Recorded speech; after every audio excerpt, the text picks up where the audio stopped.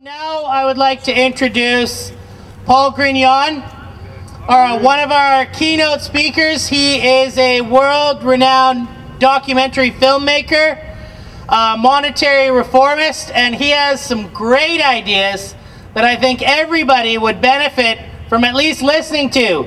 So please give a warm welcome to Paul Grignon.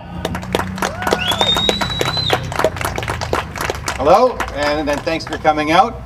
I wrote this as a crowd exercise, so we're going to imagine that we're standing in a crowd, and money is the topic, obviously. So what I want you to do is tune up your thinking cap and imagine that the person on your left is a money lender.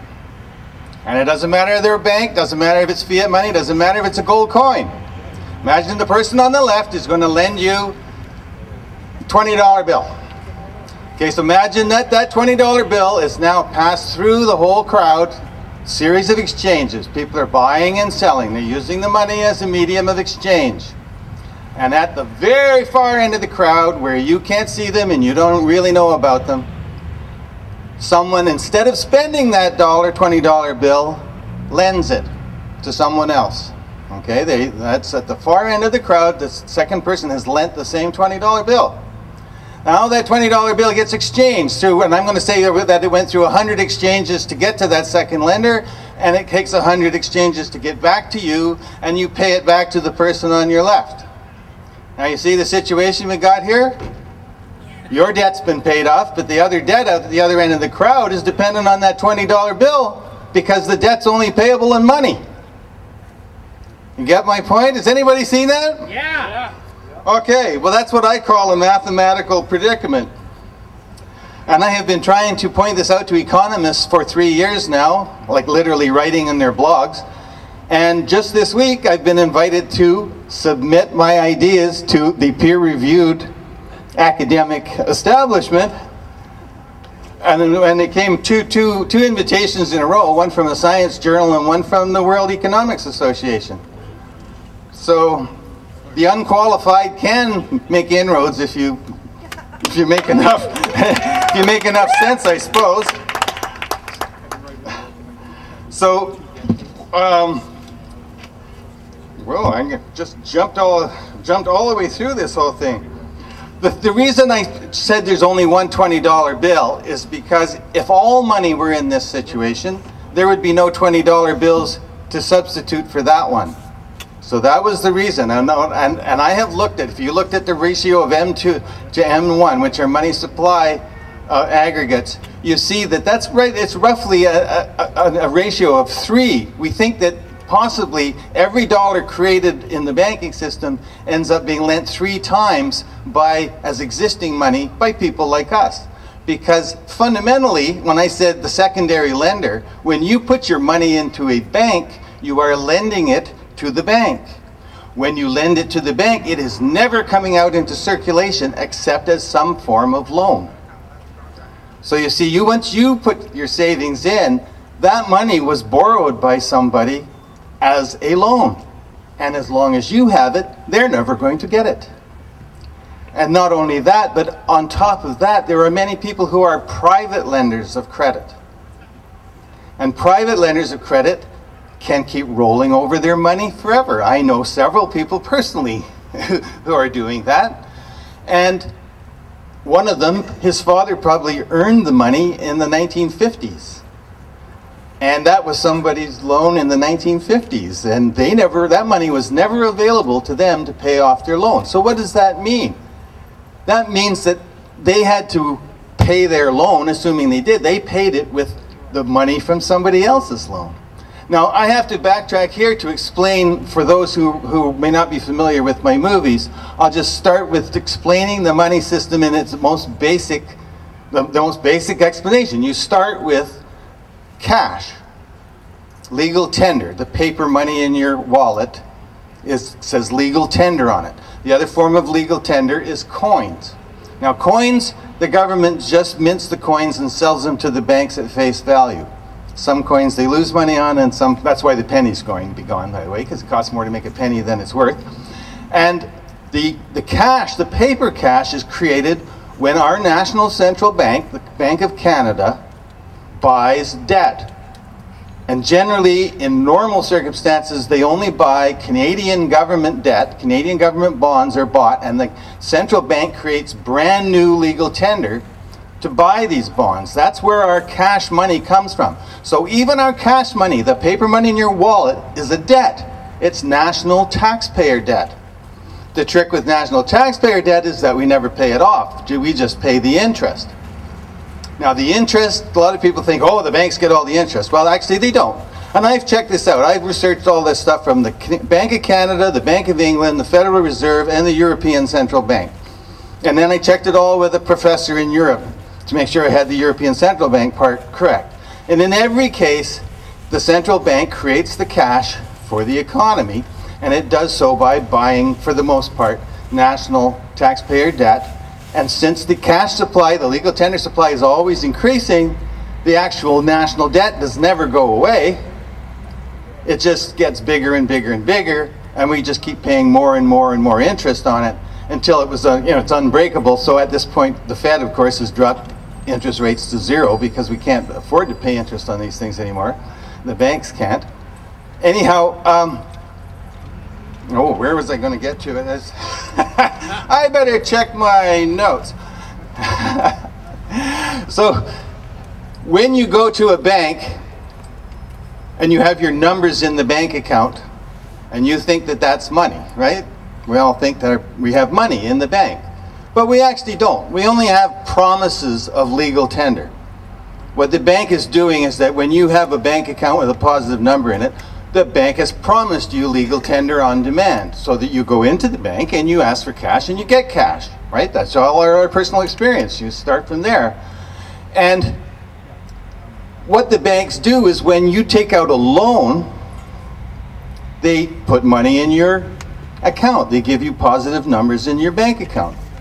And how does the bank do that? Did they put paper money into something? No, they didn't. What they did is you signed a loan document saying, I owe the bank $100,000 plus interest over time. And the bank says, well, that guy just gave us $100,000. So we better give him $100,000 to balance the books. So they give you a positive bank account for $100,000. It's just the numbers. And if you never take it out in cash, they don't need the cash to cover it. So in any advanced society like ours, where we have multiple ways of using our checkbook money, the numbers in our accounts, we don't use cash that much anymore. It's literally almost obsolete. The banks typically only have 3% of the cash that they promise us. Everything else is just what I call checkbook money or bank credit. And in the total economy, roughly 5% is pretty typical for how much actual legal tender currency exists. The other 95% is all promises to pay legal tender that doesn't exist. And it doesn't really matter, because what we are doing our business in is promises of paying it back. So what bank credit actually is borrower credit. The borrowers have promised to pay the bank back, and that's what creates the money. And that is what creates the problem, because all of these debts are payable only in money. Now see, in that example of circulating the $20 bill through the crowd, if there were a problem paying either of those debts and the lender would accept payment in kind, in labor or chickens or eggs or what, payment in trade, there'd be no problem. But when they only accept payment in money, and money is a thing in itself in limited supply, you're stuck, right? You have to get money. And this is what my whole theorem, it's almost embarrassing to have to say I'm going to have to write a peer-reviewed scientific paper to tell somebody that you can't pay $50 a debt with only $20 in existence. But that's what it comes down to. So I'm not obviously not reading my speech that I spent a lot of time preparing, but I have actually been working from basic principles trying to figure out what is the solution to this. And when I came up with this what I call the twice-lent money theorem, I realized that the fundamental problem is money as a thing in itself. Money as a thing in itself is what I call the coin concept of money. Now, that's a single uniform commodity in limited supply. That's the definition I use. And you could use anything in that definition: coins, barley, puka shells. I mean, cowrie shells were actually money in a large part of the world for centuries because they were hard to get, right? So that principle is because we had no technology for being able to transfer value from one place to another and between people who didn't trust each other. That's why we needed coins. Before coins were invented, there is a much older concept of money that worked for centuries, thousands of years. But it was never any good for long distance trade because people needed to know and trust each other to use this system. But now that we have world-spanning technology, this old concept, the oldest concept of money, is actually the one we need to adopt. And that is a concept of money in which money is backed by the goods and services that you're going to buy with it. And that logically turns around that anybody who could produce value and have people trust them to deliver on their promises has the innate power to create money. Yes! Yes! And that's all of us. Now, in a real world, I have in Money is Debt 3, Evolution Beyond Money, I actually went and took this so far beyond what I thought I was going to do with it, because I thought out all kinds of factors. How do we replace all of the functions in our current society with this model of money, and what could we do with it that would make society better?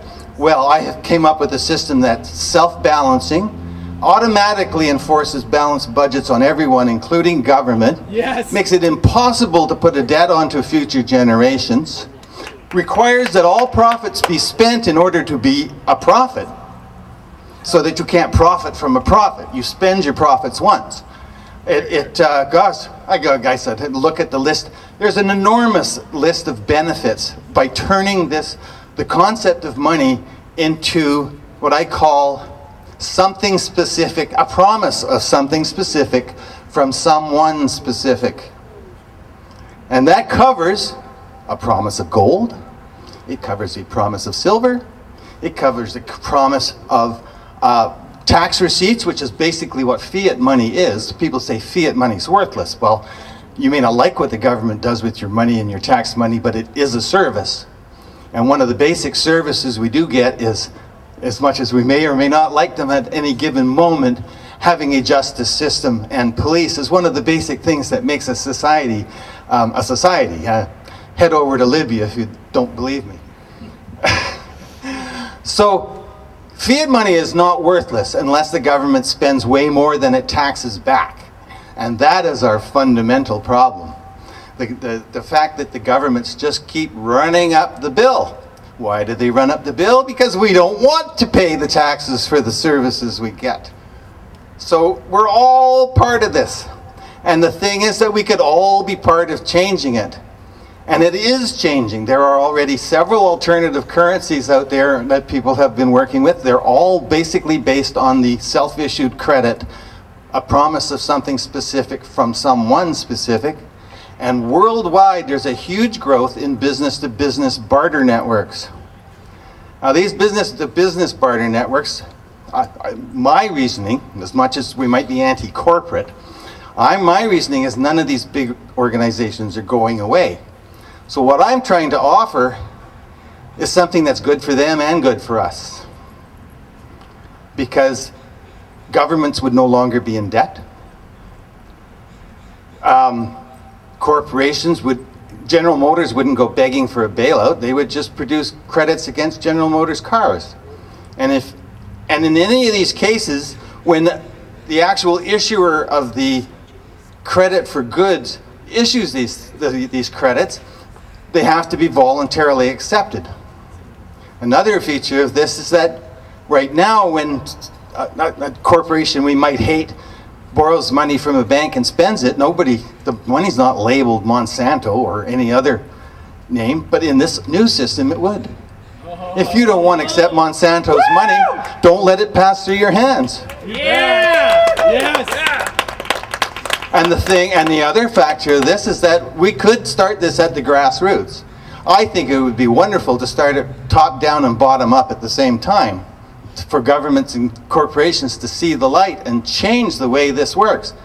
Because another factor of the way this works, the way I've designed it, is that you have to create, every producer has to produce all of the credit required to buy their product.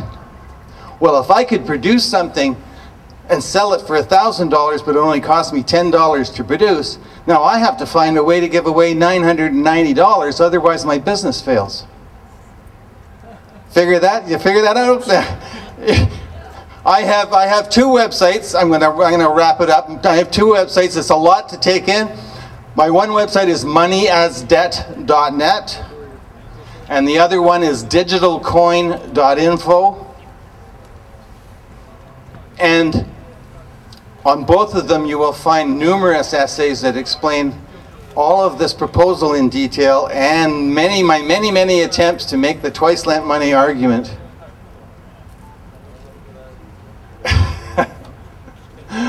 Well, I don't know, I guess I've worn myself out. There was one other thing I wanted to deal with today, though, was before I leave, was the idea that you often hear that, oh, well, one of them is legal tender. People say, oh, if you don't accept legal tender, you go to jail. That's not the case. Legal tender law means that if somebody offers you payment in legal tender and you don't accept it, the court will consider you paid anyway. That's the only difference. You have to accept legal tender, the court won't enforce a debt. And the other one is the idea that interest is the cause of the problems in our society. And people say, well, you can't pay the interest because the bank never created it. But the bank doesn't have to create it, because you pay your interest in installments. And when you pay the bank the interest, you pay the bank the interest this month, the bank spends it, you can earn it again next month. People will always say, well, the $1,000 is created, but you have to pay $2,000 back. That's impossible. I'm sorry, I could pay an infinite amount of money back with $1,000. In fact, I'll never pay off the principal. I'll pay $100 a payment in interest. The bank spends the $100, I earn the $100 again, I pay it next month, I earn it again, I pay it next month, and it goes on forever. So the idea that there's a shortage of money to pay the interest is an absolute hallucination. And there's so many money reformers out there telling you that this is the cause of the problem. And I'm saying, no, it isn't. It's the fact that money's been lent twice. And that's the principle. The principle's been lent twice. You know, sometimes the banks might spend some of the interest, and that ruins the circularity of the system. But we all hold this I think that there's an enormous volume of money that was created as somebody's loan that was not available to them on time to pay it back. And that set up this circle like two stars orbiting each other. These two debts they're both mutually dependent. And so that any time that the borrowing of money slows down for any reason, and it should, right? Life is cyclical, nature is cyclical. Why wouldn't we expect the economy to go through cycles and not worry about it? But our system doesn't allow the cycle to go into the downside without us all losing our homes and collateral. And that is totally unjust, totally unfair, and totally dysfunctional. And these fools don't seem to realize why. Isn't it simple enough? Isn't that the $20 going through the crowd simple? I mean, I haven't had any trouble telling that to children, but I had spent 3 years trying to get economists to even look at it. And I'm so pleased to be able to announce that this past week, I may actually get my opportunity. Thank you.